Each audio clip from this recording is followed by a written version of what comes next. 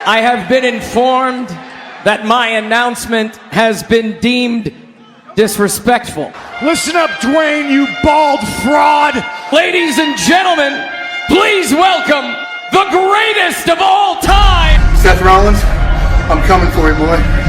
I'm coming hard. I am a visionary! I am a revolutionary! The never seen 17! Look at you now, boy! Ah! Look at you now! 4 letters, 1 word. Last real champion, John Cena! What's up, everybody? Welcome to another episode of Rasslin with Ryan and Mike. What's up, Mike? What's going on, everybody? What's up, Ryan? How you doing? Good.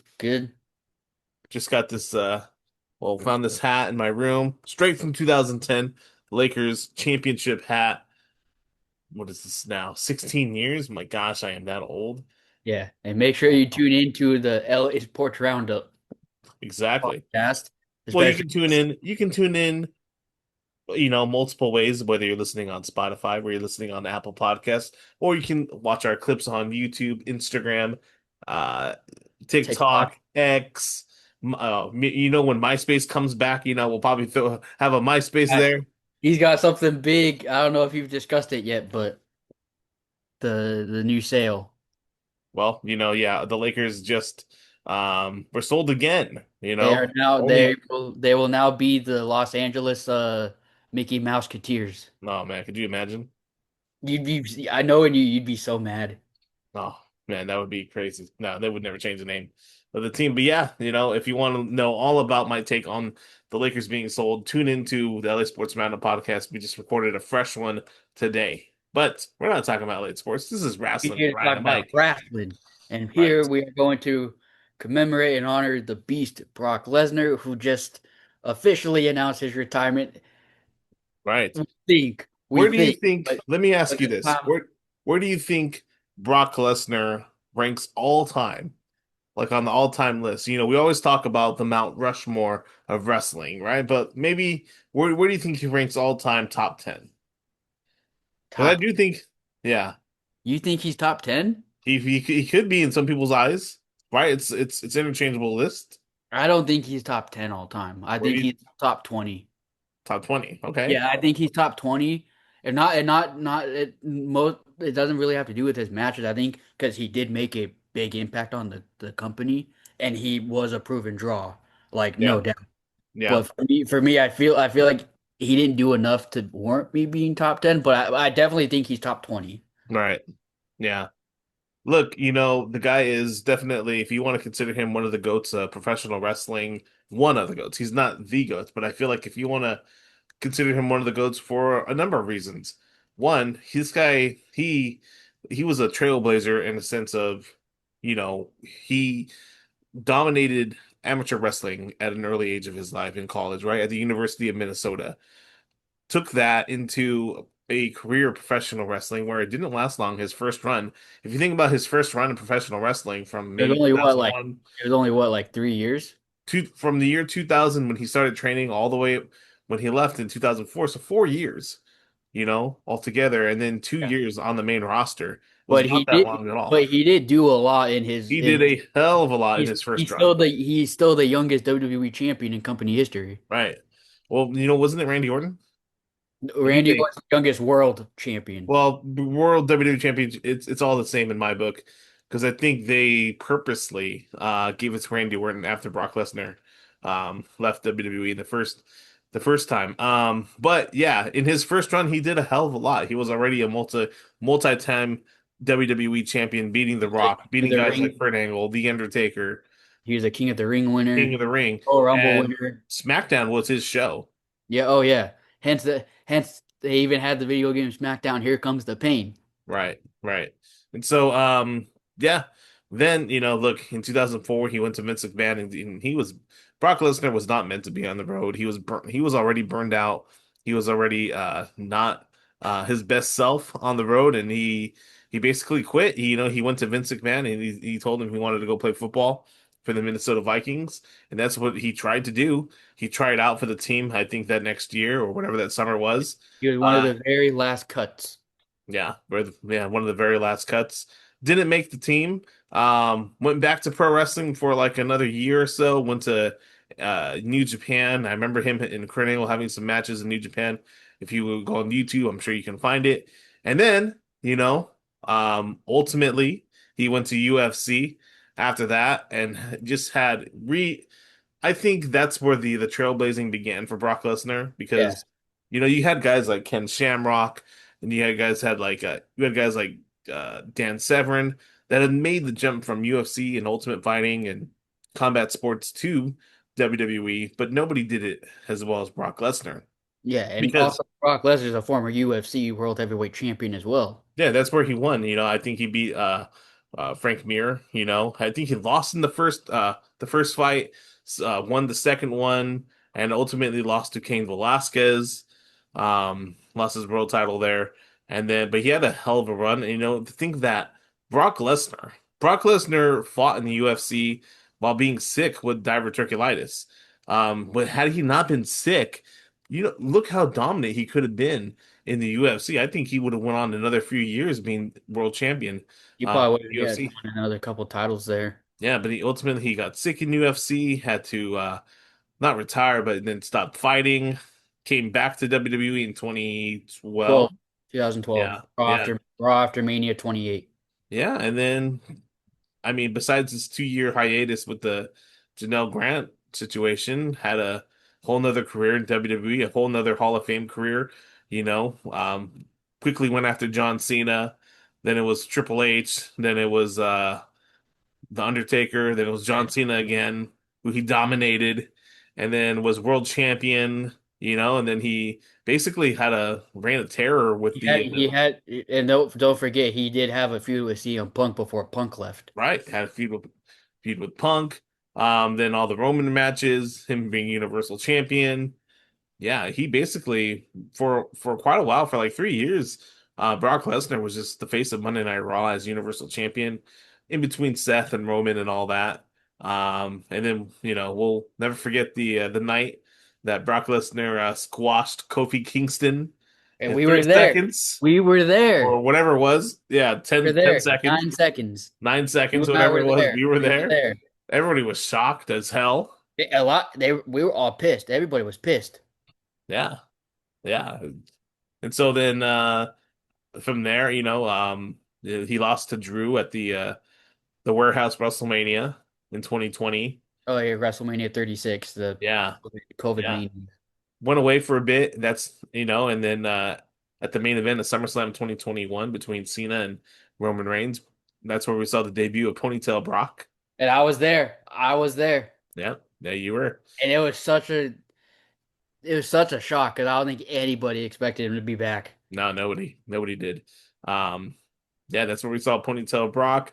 Brock was then a babyface after. Heyman split away from him. He had a feud with who Bobby Lashley. That's all I could remember from that run. And then He did some stuff with obviously, Sammy. yeah, Not a lot, but he did some stuff with Sammy. some sand, yeah. Then had that WrestleMania match with Roman again. Then Which we had the best, honestly, the best match of his entire second run, I think, was the SummerSlam 2022 match between the him last and man Roman. standing. He did Yep. the last match, last man standing match. I love that he used a tractor to lift up the ring. That was really cool. Yeah, exactly. I had never seen that before. Oh no, nobody had ever seen that, and that was like right when Vince McMahon stepped away. And that was just chaos in itself. And then he went away for a bit. He had a WrestleMania match with Omos that was directly because of Vince McMahon because Vince came back. And Uh, and we know how Vince loves the big sweaty men. yeah, Two slap, big meaty men slapping meat. slapping meat. And then after that, what else did we have? Oh, It was he went fun. away. Yeah, he went away. He was Oh, supposed to he wrestle. had it. Well, actually, he had his feud with Cody.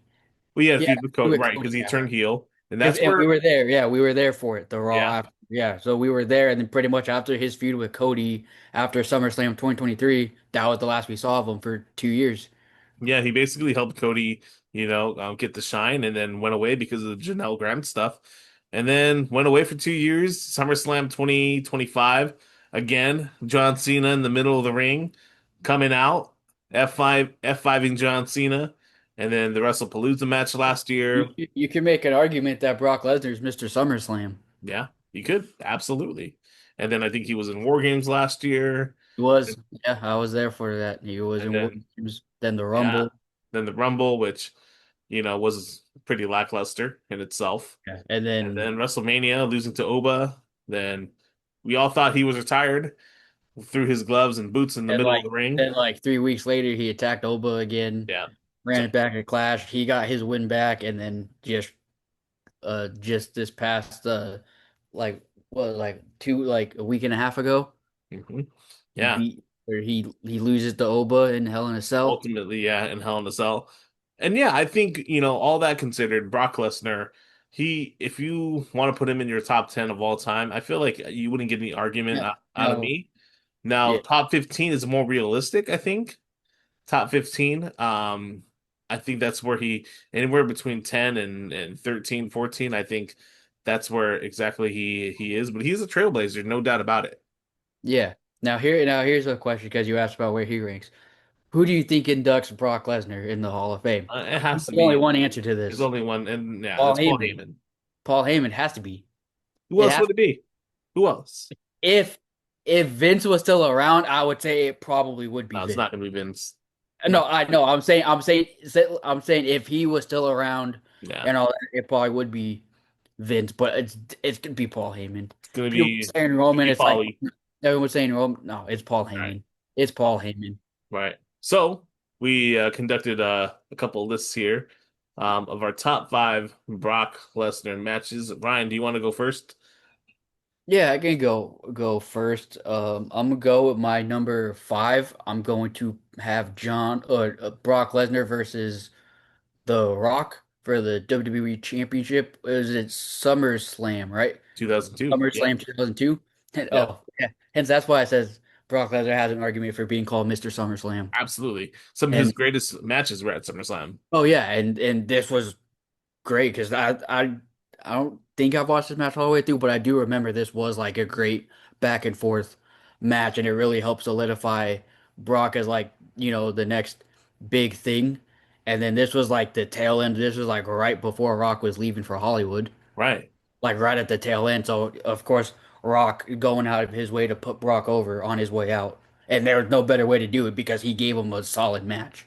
I mean, this was peak Rock right here, peak babyface Rock, and also peak athletic ability Rock, before he went off into Hollywood. And this is actually before the Hollywood Rock character.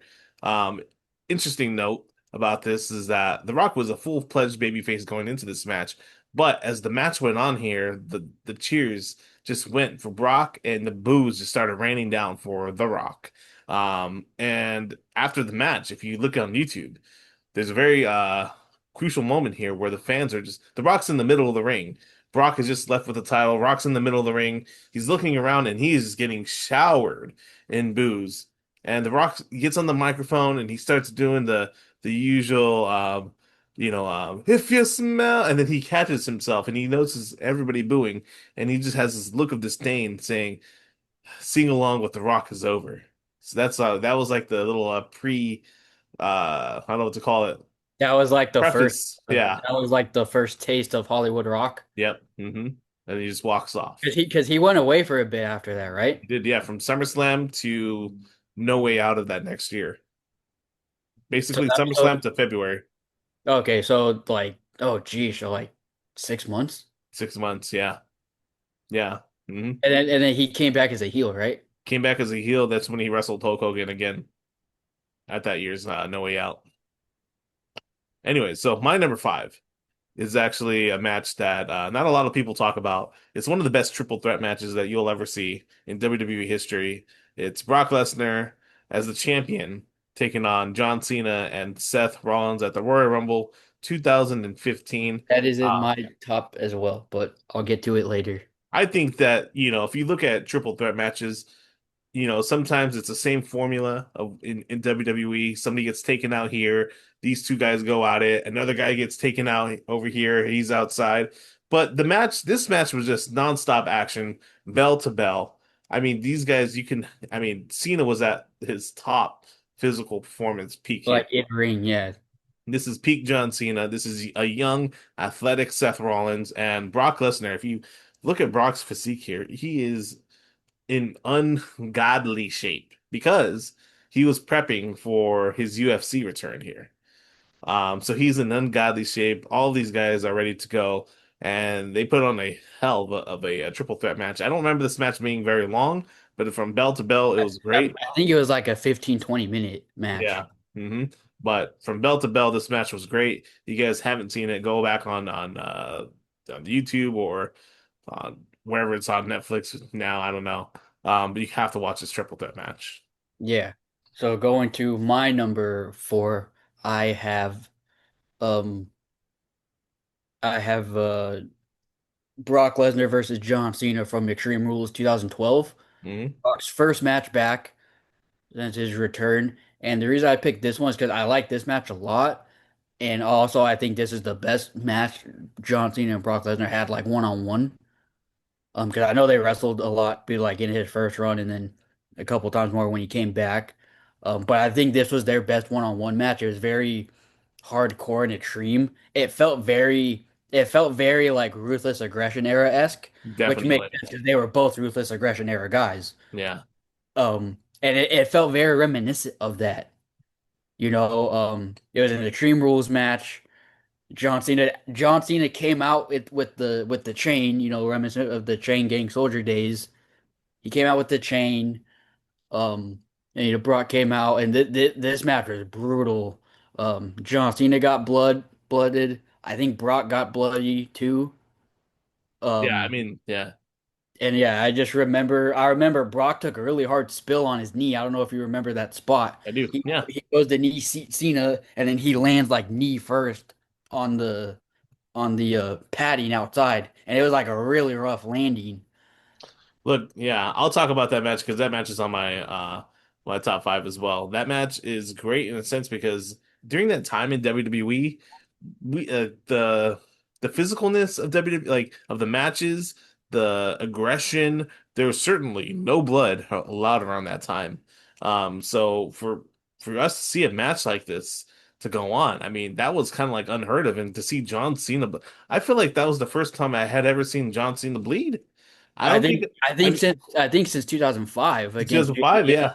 Yeah. in the I Quit match, I think that's really the last time he bled profusely. hmm This Like is the first I time. think he had like little blood spots, but in Yeah. terms of it's obvious he's bleeding. But Like no, I mean this is the first time because this is also like peak John Cena is like Super Cena here, right? And so all throughout his Super Cena run, we had never seen him bleed up until this match with Brock Lesnar. It was such a physical match from the get-go. Cena was also getting his ass handed to him in this match, but Cena had a lot more offense in this match, and there was a lot of times where Cena got the best of Brock. But that one particular spot, that's where Brock he laid up, he brought the steps into the ring. Cena was on the outside. I don't know what Brock was thinking here, but he like leapt off the like knee steps. first, knee Yeah, first. knee first outside the ring, and he's completely just that fall. Like it's so bad. We're so lucky that Brock didn't tear anything in his knee landing there. Yeah, it was not good. But ultimately in that match, John Cena gets the victory, surprisingly, because John Cena was getting his ass kicked in that match. Yeah, and I think that's one of because I think Cena only has like 3 wins in his entire career against Brock, so this was like rare for him. Yeah, And I remember the spot where he hit him with the chain, and that's where it like turned it around, and then the AA on the steel steps. right. So yeah, I remember watching that match, and I was just thinking like, man, this match was brutal, it was hardcore, but it was like it was great because it eventually did turn into a back and forth, and it was just cool to see like John Cena get his hands dirty basically because we had never, like you said, in his Super Cena era, we never really saw him bleed. We never really saw him get his hands dirty. So it was cool to see Cena like Also oh flip a switch. yeah, like the ultimate good guy. Like whoa, he's like aggressive now. He knows he has to be in order Yeah, to tame the beast. So it was just really cool to see that. It's one of yeah. my favorite Brock matches, one of my favorite Cena matches, and also I think it's one of the better Extreme Rules matches Yeah, because most of the time that stipulation doesn't really mean anything. yeah, Matches aren't really that memorable, but I feel like this was one of the better like uses of the Extreme Rules stipulation. right. So I'm gonna go with my number three here. All right, it's gonna be Brock Lesnar versus The Undertaker, Hell in a Cell 2000 at 2002 at Unforgiven. This is where Undertaker has a cast on his hand. Um, this match, I think, this is coming off of Brock Lesnar winning the WWE Championship off of The Rock, and he needed a really big first opponent in order for him to be looked upon Like legitimate, yeah. as a legitimate champion, and no better opponent than The Undertaker Oh, around that time. The Undertaker was, peak American badass character, so respected. And like I know we had a Hell in a Cell match. Those who had a Hell in a Cell match years later. 2015, I was there. Yeah. But that match wasn't that I But can I haven't watched this match. That's why Undertaker was it's so top much five. older at Yeah, that point. I haven't seen this match you're talking about, but I have heard good things about it. Such a physical match, such a great use of the Hell in a Cell. And I thought this is kind of what we're gonna get with Brock and Oba. Because they announced Hell in a Cell for SummerSlam this past year, but it was basically that Hell in a Cell match was not a Hell in a Cell match. They didn't really use the cell. But this was a great Hell in a Cell match, so physical, so violent. And you really thought that, Undertaker could win this match. He could take the title off of Brock Lesnar. But kudos to Undertaker for doing the job, for putting over Brock Lesnar. I think he put him over twice around this time. And so if you haven't Yeah. seen this match, such a physical match between Brock and the Undertaker. The reason why I just have it so high is just I feel like it was such an important moment for Brock to be looked upon as such a physical specimen that wow, this guy not only beat The Rock, but now he's beating the Undertaker. Like he is legit. Yeah, Yep. I think the Undertaker is what like 14 years into his career at this point. Yeah. Yeah. He debuted in what, 1988? Yeah. Ever it was, yeah. So think about that. Brock Lesnar's in year one, Yeah. essentially, Yeah. and he beat a guy in year 14. And yeah, Exactly. I haven't watched that match, but I have heard good things about it from you, but others. Um, so yeah. So that's your number three. My number three is actually the match you just said, the triple threat match, the Brock Lesnar, Seth Rollins, and John Cena. And I remember Brock Lesnar broke his ribs in this match when Yeah, Seth he did. did the frog splash to him through the announce table. Mm. Brock Lesnar broke his ribs. They actually got him out on a stretcher because it Right. was bad. He actually did end up going to the back. I Right. remember he ended up going to the back, so it pretty much became a one-on-one match with Seth and Cena. And then later on, Brock came back out and he just like started, doing the normal Brock Lesnar stuff. But yeah, no, this match was really, really back and forth between all three men. Really, like you could tell these three men like wanted to put on a show. And Right. it did, like you said, Seth was the young athletic guy, so he was the one doing all like, the big high flying athletic moves. Cena being like, the ultimate good guy, that the balance of like. Cena was a ring general. Yeah, ring general, you could tell he was the one calling the shots, and then you have Brock, who's a powerhouse and the champion at this time. Yeah. Exactly. What a great match. What a great Yeah, match and that was. in my opinion, it's one of the greatest triple threat matches of all time. Right. And Yep. it's like you said, because multi-man matches can go either way. They can either be really good or really bad. Or just be so formulaic. Yeah, or it's just very like base. This one was not formulaic. This one was like so different. Right. So yeah, Absolutely. that's my number three. So my number two goes to No Way Out 2004 WWE Championship match, Brock Lesnar versus Eddie Guerrero. This is the night Eddie Guerrero won the title from Brock. Such an emotional night, such an emotional match. You think about lay out the promo that Eddie did on Brock. I believe the go home before this SmackDown is pay-per-view. it Yeah. SmackDown or yep, the go Yeah. home show Brock Smack Lesnar is talking about Eddie being, alcoholic. alcoholic and having an Yeah, addiction. And Eddie's like, yeah, you're right. I do I have do an have an addiction. addiction. Wrestling is my Wrestling is my addiction. yeah. I've seen that promo. And Such a that, great. that is one of the greatest promos of all time. Like Hmm? not just from Eddie Guerrero, simply one of the greatest promos ever. And then you go into this match.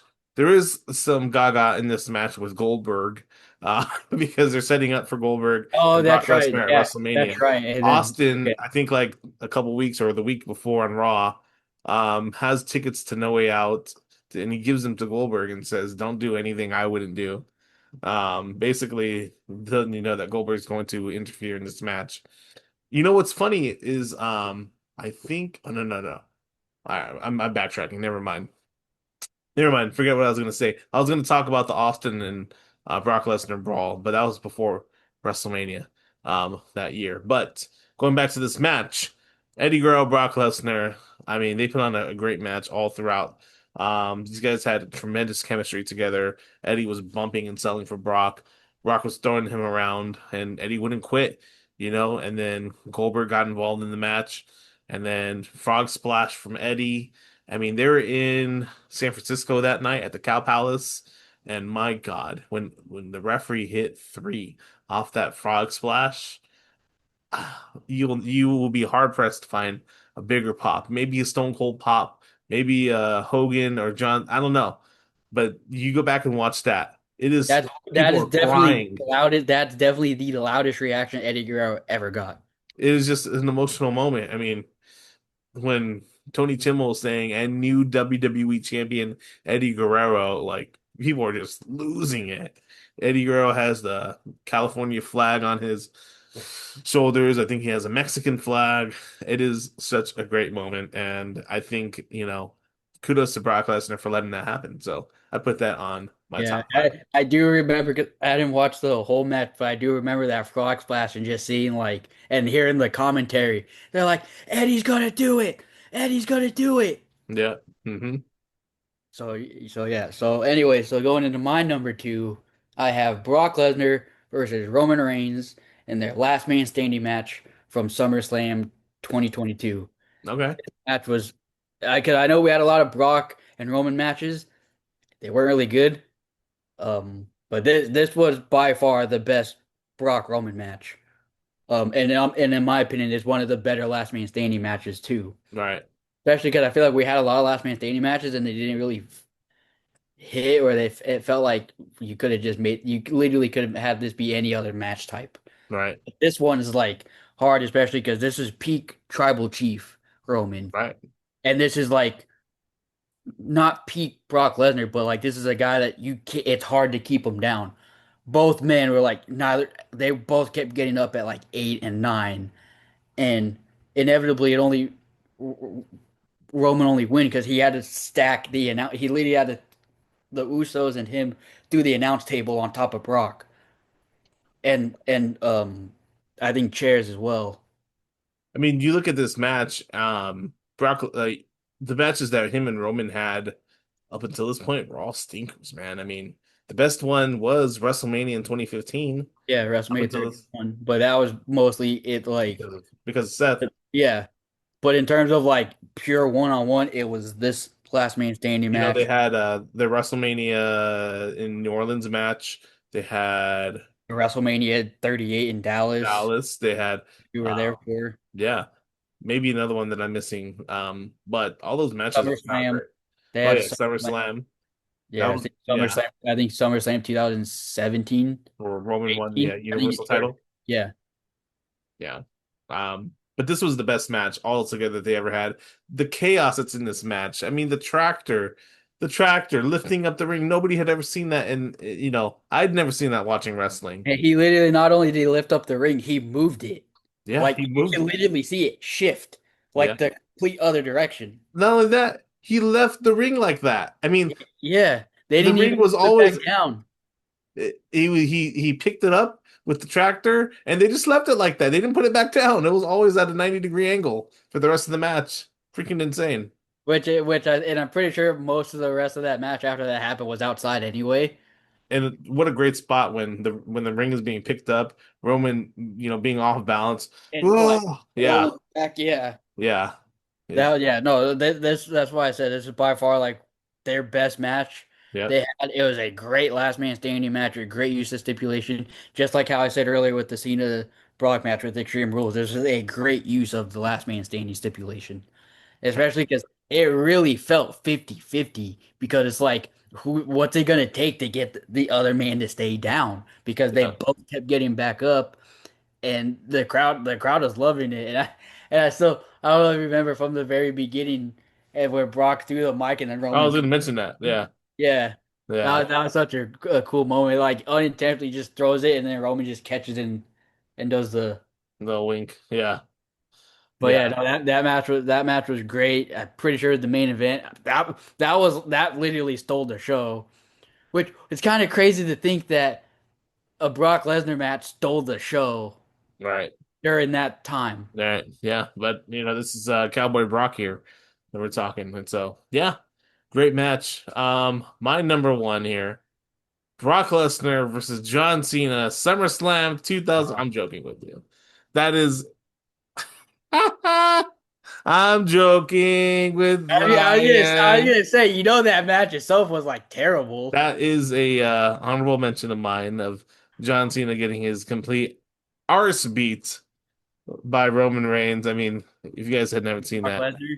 yeah, but Brock Lesnar. I mean, go back on the vault or wherever it is and watch John Cena get the most savage beating of his life. This was right after Brock ended the shriek.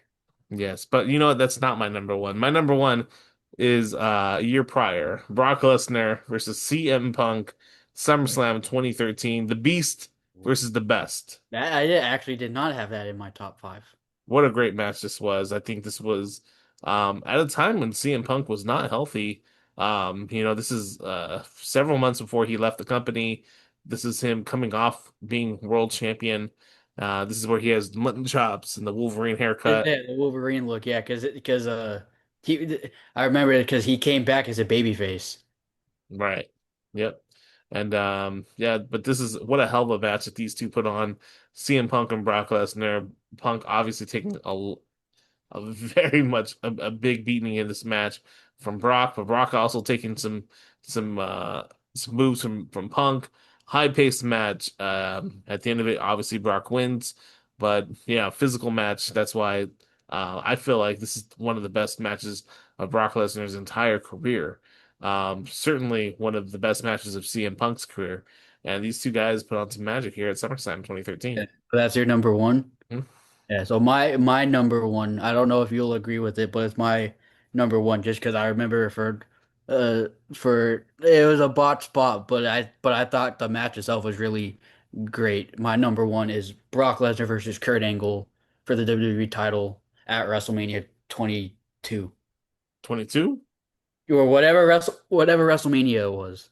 Well, in the year 2003, 2003, you mean WrestleMania 19? WrestleMania 19. Okay, there it is. Yeah. Yes. I Yeah. get sorry, I got my WrestleMania numbers mixed up. There you But go. that's my number one just because it's like that was also I think that was one of Brock's best like in ring like technical matches. Yeah. And he's in there with Kurt Angle, who we know Kurt Angle's literally a machine. Like you put him in there with anybody, he makes you look like $1 million. I mean, that match is special in itself because that match was not supposed to happen.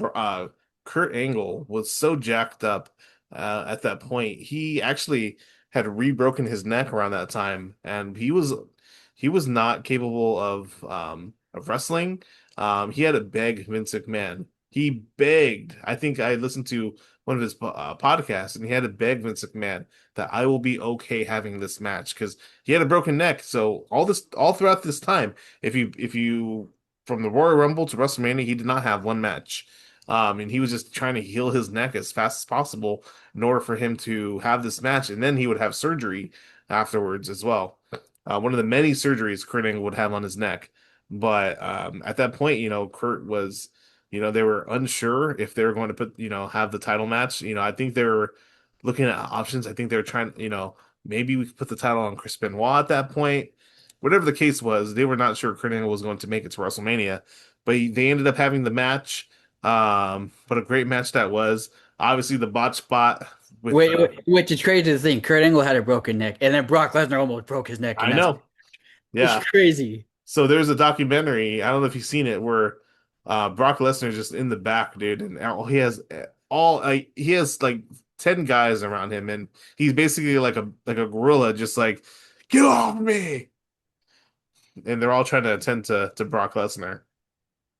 And I think Kurt Angle said that he went like his body went into shock like right after WrestleMania that night too, because of just the trauma on his neck.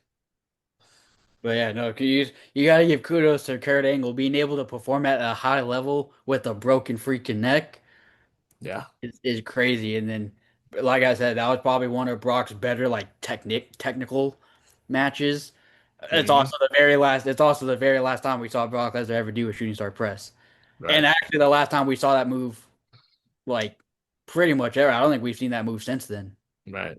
Yeah. At least not that specific version of it.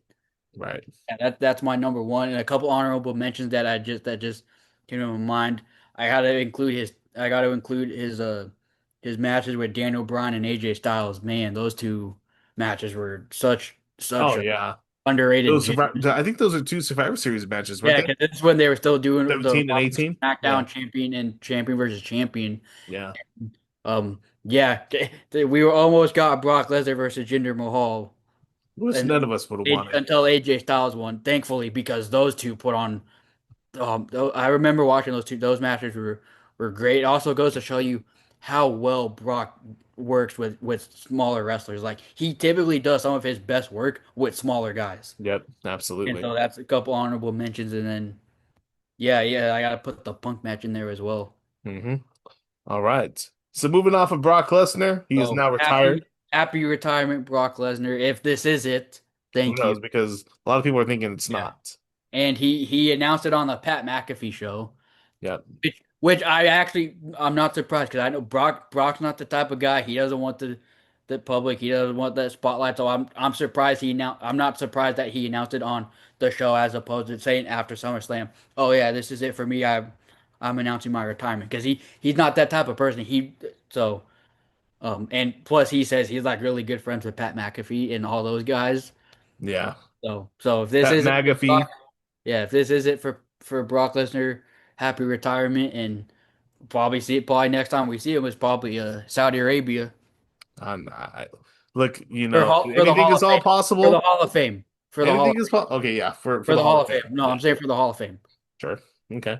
Yeah. Unless they really want Gunther Brock, but Brock is No, probably it's like not gonna no. happen. Brock is going to be like no.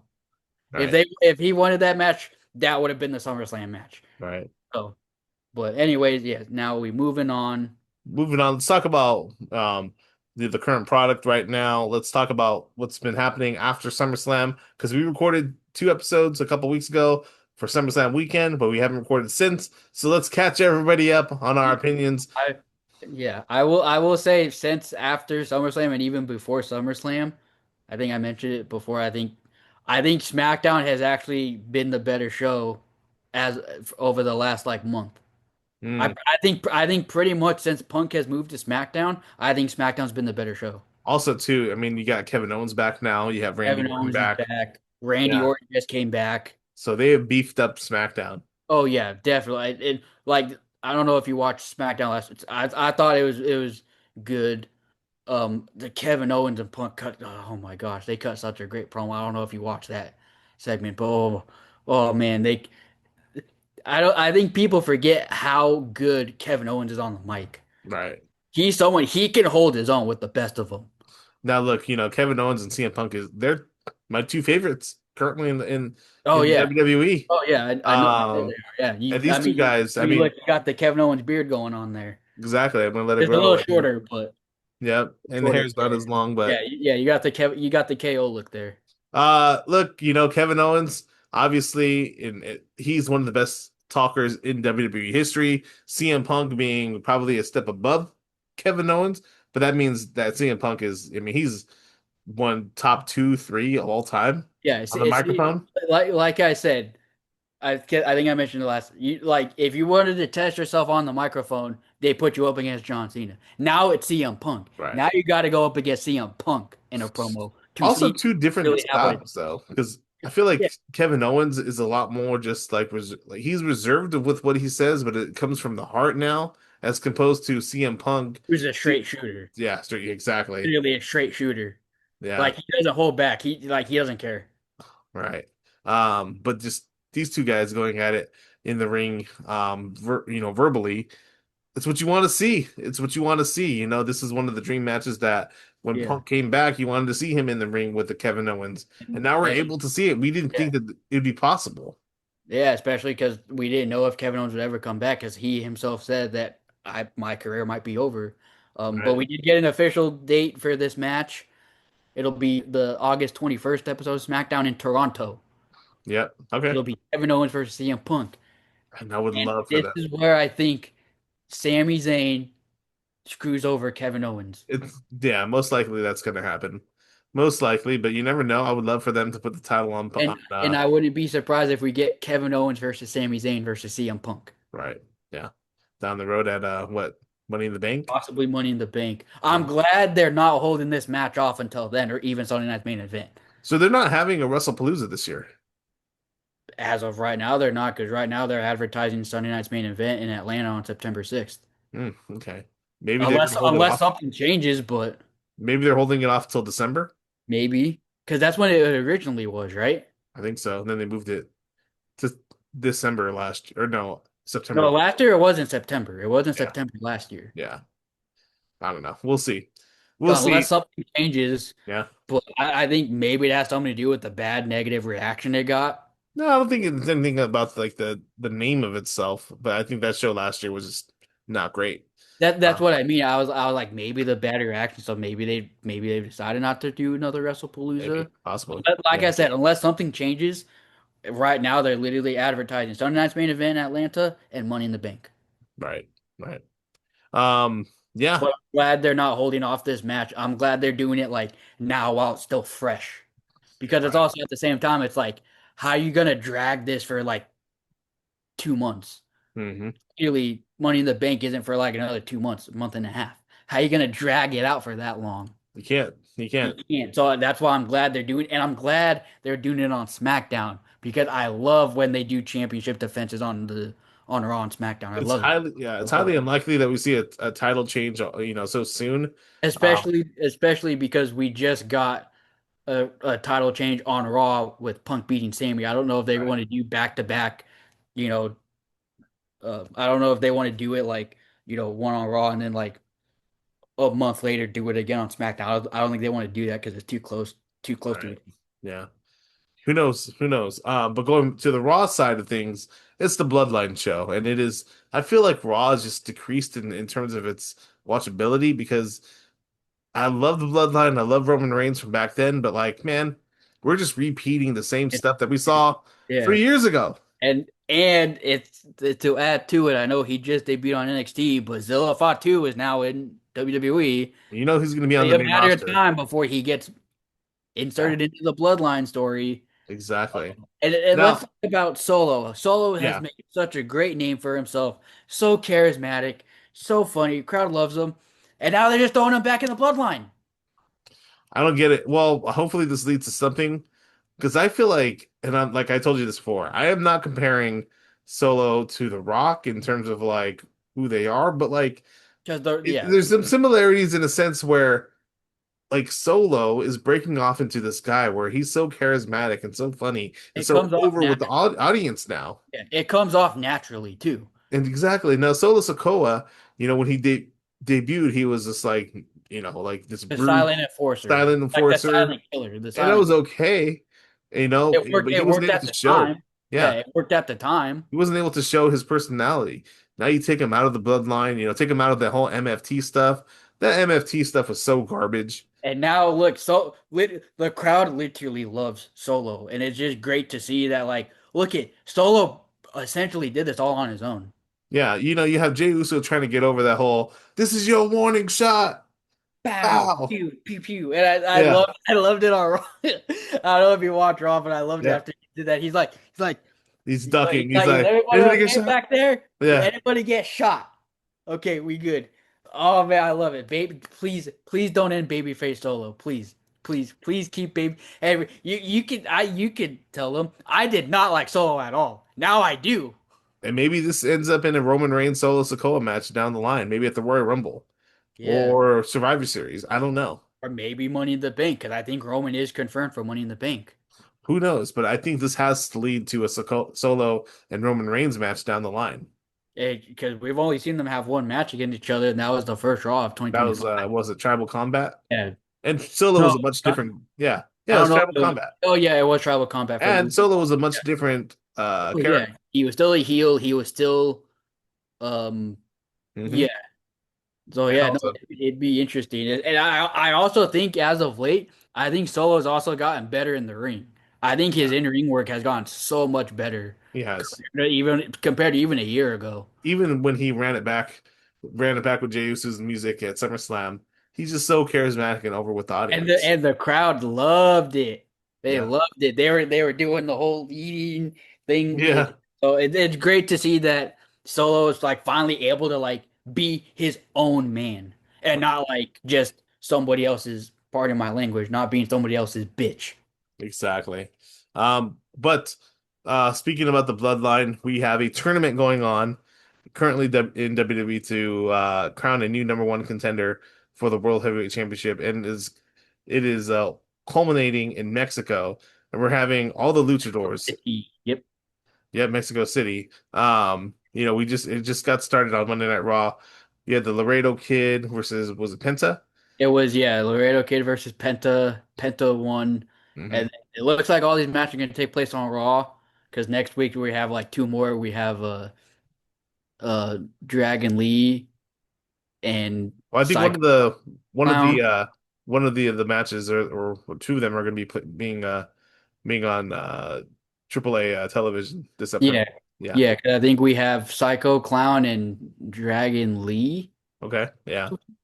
and then like Dr. Wagner Jr. The long name and Ray Phoenix. Yeah. Uh, and ultimately, I think this is what we want. And I think I know it's what they both want.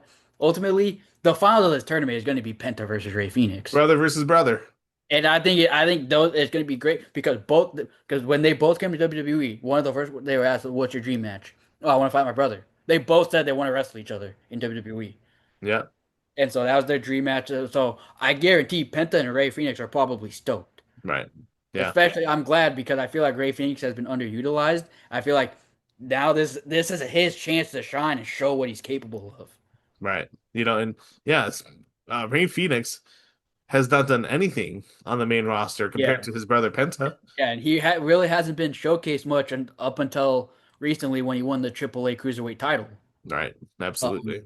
but I think if it is Ray Phoenix Penta, that match is gonna be so that match is gonna be such a killer. It's gonna Will be be. an amazing match. I think ultimately we do get Penta versus Roman Reigns, Yeah. Mexico City. And it's great because I said it after SummerSlam. I was like, I know Penta just lost the IC title. He also had one of the better IC title reigns of the last few years. He had 10 defenses in like 100 something days, which is great. Right. Because champions like barely defend their title. So it was great to see him defending the title constantly, putting on great matches. And I'm just glad that they're not just throwing him under the rug. Now he's literally in the world title picture now. Right. Absolutely. So yeah, it's great to see, and it'll be a great match between Penta and Rey Phoenix, and then this is what you want to see WWE utilizing Penta for having him in the World Heavyweight Championship picture. That's ultimately where you want him to be, and then obviously Penta's not going to win here, Yeah. but But also it's nice because at the same time we also get to see somebody new challenging for the world yeah, title. We exactly. Not finally just get a to see a retread. fresh face. We finally get a fresh face. Right. Absolutely. And I'm Uh, sure Penta's gonna give Roman a great match too. yeah, he will. Hmm. Absolutely. But yeah, that's pretty much about it. I mean, LA Knight is also in the World Heavyweight Championship picture. But he's still He's probably going to get a world title match coming up soon. And Roman Reigns did tell the Bloodline, he's hands off. I'll deal with him. and then him and Jacob fought too. So I think inevitably we're gonna need a LA Knight Jacob, but possibly Sunday night's main event, possibly Yeah, LA Knight Jacob fought too. yeah. Jacob Fatu And laying then out his maybe it's one of those things if LA is like if I beat him I get a world title match. yeah. Jacob Fatu laying out Royce Keys at the end of Monday Night Raw. That was. I'm not gonna lie. I did like that because it was unpredictable, but I also like seeing like the use of blood, like because it's so rare to see. I thought I like in my head I was just like, damn, Yeah. I mean, it was obviously a blood it's a capsule. blood capsule. He had it. He probably had it in his mouth, Yeah. and he probably popped it Yeah. after a little bit. He popped it. Yeah. Exactly. But we'll see what happens with that. WWE has some good momentum going forward.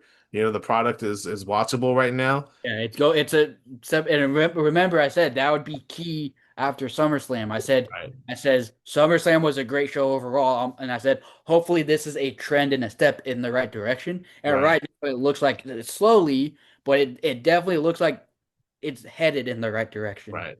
Uh, Absolutely. Yeah. Especially I'm curious to see, especially with Money in the Bank coming in October. We'll probably start seeing the Money in the Bank qualifying matches probably in the Mhm. next couple weeks.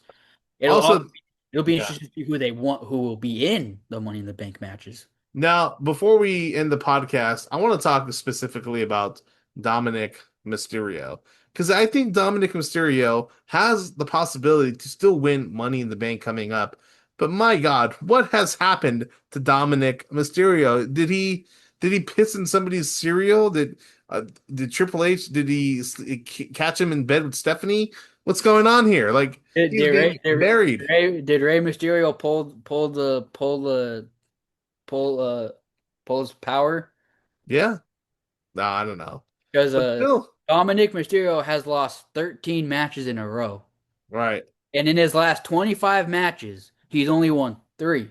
One Hmm. on Raw, one on SmackDown, one on AAA. And this is after beating John Cena at Survivor Series, mind you. Hmm. He's had 25 matches since. Also, I remember a time, literally, this is literally like 2 years ago. Dominic Mysterio was wrestling more matches than anybody. He was Hmm. literally wrestling every week. Now he's literally just an afterthought in his own group. I And mean, again, he's I don't more like Dominic productive Mysterio. on AAA Oh, brand. yeah, again, I don't really like Dominic Mysterio, but I will admit his booking has been atrocious. He deserves Absolutely better. atrocious. And I remember you and me had both said we wouldn't be surprised if he wins Money in the Bank. But with how his booking's been, I don't even think the dude should be in the match. I mean, I think he deserves to be in the match. I just think that, my God, what has happened? I mean, this guy went from beating John Cena to Basically becoming a doing nothing. jobber. Yeah. Now look at Austin Theory faced John Cena. That didn't go very well for him, And he still won a Money in the Bank after that too. but still, I think the key here is John Cena. To be honest, I'm Hey, joking. I'm but joking with you. but No, yeah, no, the thing, but it's just that look, Triple H, they have a guaranteed bona fide star here, and and they are benching him. maybe maybe if he goes on and maybe if he does win Money in the Bank, maybe that'll be the start of something. Maybe it'll be when the momentum shifts. Maybe, possibly, but they got to But get him there also right first. now, it's like even if he gets in the match, based off his booking right now, he's not going to win it. Right. But it also depends on who else is in it. So that's why it's Mhm. like we don't really know right now because we don't know who's in it. Right. Yeah. Who knows? Who knows? But I just wanted to touch on that a little bit because I feel like Dominic Mysterio is a bona fide star, and they're basically just benching him for the And time being. even he's upset over his Yeah. booking. Yeah, Someone else he's is spoken upset about with it. his booking. Braun Breaker. You got to Yeah. get that out of the tag division. Get him out. That's another thing we Get need him to touch out. on too. Look, Braun Breaker and Obafemi, that is a Money for program money. that look at the reaction that they're getting right now on Monday Night Raw. Did you see how viral it has like 18 something million views on social Dude, media? Obafemi coming out in the middle of that segment. My God, the Oba. And then did you see the Oh, silhouette? For yeah. oh my God, dude. Like But it's just that is, I mean, but that reaction, I mean, you got to give kudos to both guys there because that is a match people want to see, and I think we're going to get it very soon. yeah. And it just depends on who. I think we can both agree Braun needs it more. I would have But Braun beat Oba. but unfortunately I think they're gonna give it to Oba because I think they want to book Oba strong, especially because he still has a world title match in his pocket. Right. Yeah. I would have Braun beat Oba, but that's But just me. but I wouldn't be upset if Braun Breaker won. I would not hate it. I Right.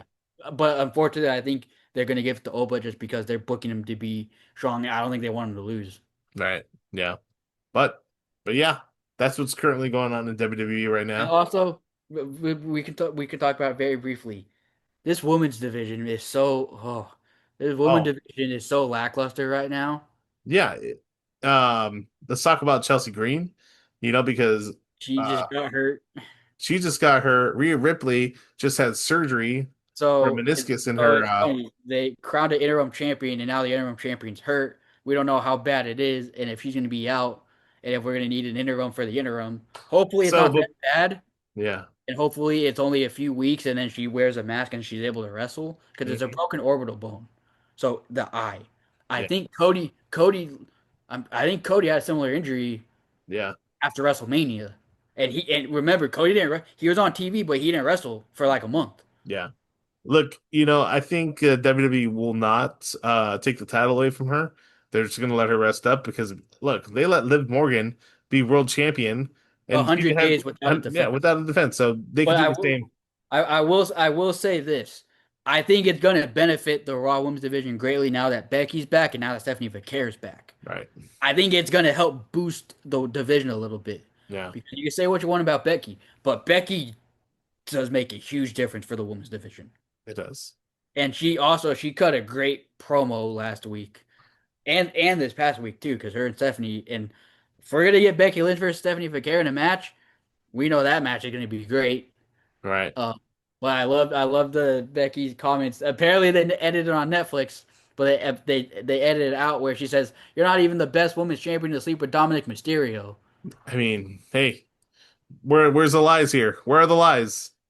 Tell me when I'm telling lies. Exactly. And it's funny because she even says she's like, "You're not even the best women's champion in your own group." Yeah. So she was basically saying Raquel Rodriguez is a better champion than you. I mean, that's not true, but look, I will say the women's division is going to have a boost now that Becky's back and that Stephanie Vaquer is back too. mhm. And because it's been reported that they're going to shift some SmackDown talent over to Raw, specifically with the women. So we Yep. could possibly see somebody like Jordan Grace be coming to Raw, possibly Good. Blake Monroe. Yeah. I hope not Tatum Paxley because she just debuted. Blake Monroe would be huge, a huge Yeah, asset. and she's on SmackDown, but she hasn't wrestled since. Yeah. Mhm. She's been mostly in vignettes and backstage segments. Right. Yeah. So it'll be interesting to see if it's just the woman or if they're going to be moving some men over to SmackDown and vice Yeah. versa. See if they may be moving some from Raw to SmackDown. When Drew McIntyre comes back, does he stay on SmackDown? No, sorry. I think Yeah. he Does he does. stay on SmackDown? Does he go to I think Raw? he does. Yeah. I think I he goes think to he Raw. does. But I feel like if he goes to Raw, he's coming back as a babyface on Raw. Yeah. If he Yeah. goes to SmackDown, he'll probably stay as a heel. Yeah. Absolutely. Because unless I wouldn't mind it if they run it back with Punk and Drew, but it's not for the title. They run it back. Yeah, but because I've said it before, I think you mentioned it too. I don't really think there's anything left for Drew to do as a heel. No. I think he needs to go back to being a babyface for Yeah, sure. babyface but he can still be like the aggressive. Like remember when he was first started to be more aggressive, he was still a babyface, but he was Yeah. like acting like a heel, like he was Yeah. basically acting like a dick, but he was still a babyface. Yeah. But Kind you of like could Sami really do Zayn that with now. him. Yeah, like literally, Sami Zayn is technically still classified as a babyface, but now he's whining, All right. Yeah. and he's probably gonna have a full fledged heel turn. Like I said, the August 21st, he'll Right. probably screw over Kevin Owens, We'll see. We'll see how it or goes. he'll try to help him, and then he loses, and then KO will blame him, and Sammy will lose that. Yeah. It's probably gonna be something like that. Yeah. But all right. All right, guys. That's going to do it for today's podcast.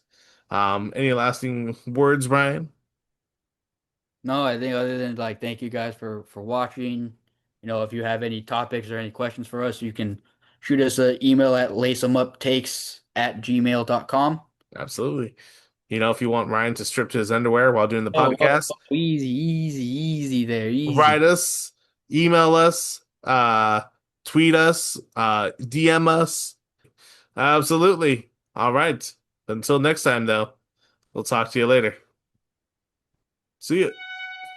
Yeet, Bye. yeet.